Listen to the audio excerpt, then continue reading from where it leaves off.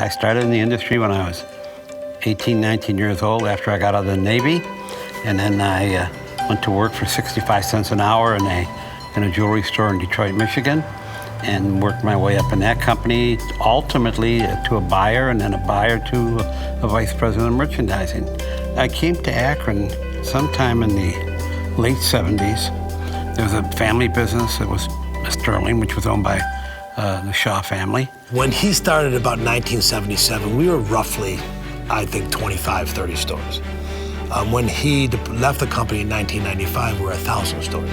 Whenever I met other owners of jewelry companies at a trade show, I would just talk to them for a while, make friends with them, and then kind of drop in, well, if you ever want to sell out, give me a call. I got more calls than I thought I would ever get. Under his watch, we acquired Kay Jewelers, we acquired Osterman Jewelers, we acquired Westall Jewelers, we acquired Goodman Jewelers. So he was very much instrumental in the rapid growth of Sterling in the 80s and 90s, there's no question about it. It was just an exciting time, to see that kind of growth going on. It's things that you read about in Wall Street, but it was happening to you right here in Akron, Ohio. He did a fantastic job building the business, bringing in new concepts over the years, including Jared's, and he was always generous of spirit with everyone he ever met. He was a visionary when it came to people. He saw something in individuals, in companies, in giving back before anybody else saw it. Getting people together, competitors on all fronts, to sit in one room with this one focus of doing good and giving back as an industry, that's a vision. That's a concept that didn't exist before. The Light family and the Denier family have always been close.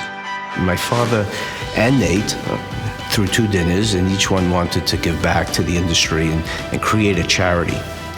So they got together and they said, why don't we do a party with purpose and combine our charities and get everyone involved in it from all our organizations and make it even bigger. I said to Clyde that I will merge with you as long as we end up doing something for children. And he liked that idea. My father doesn't take no for an answer, and neither did Nate. It was amazing watching these two create that dinner. And we got everybody involved because Nate had vendors from all over the world. And we had the manufacturers that we knew from the Plum Club and the 24 Karat Club. And everyone got together to contribute to this dinner. By Nate and a few of the other folks within the industry creating Party with a Purpose, that was the genesis that helped us think through how we can take that and make it into Jewelers for Children. So without Party with a Purpose as the beginning of that, we never would have had the platform to build Jewelers for Children, which has taken that mantle forward and become really the industry's charity. Nate's greatest achievement was being a leader in the industry and getting the whole industry together to do good. And there's always the guy who plants the seeds and then the tree blooms. Nate created an amazing seed for the charities that we have today, raising multi-millions and millions per dinner. But think back, where did it start? And it all started with Nate. I think his greatest achievement is the culture that he really set forth here at Sterling Signet. Work hard, be passionate about it, be intense, but also have a heart, be compassionate, and bring that same intensity that you do to your business to what you're trying to do good. Nate would always give a welcome hand to anybody. And no matter who he met, he treated everybody the same.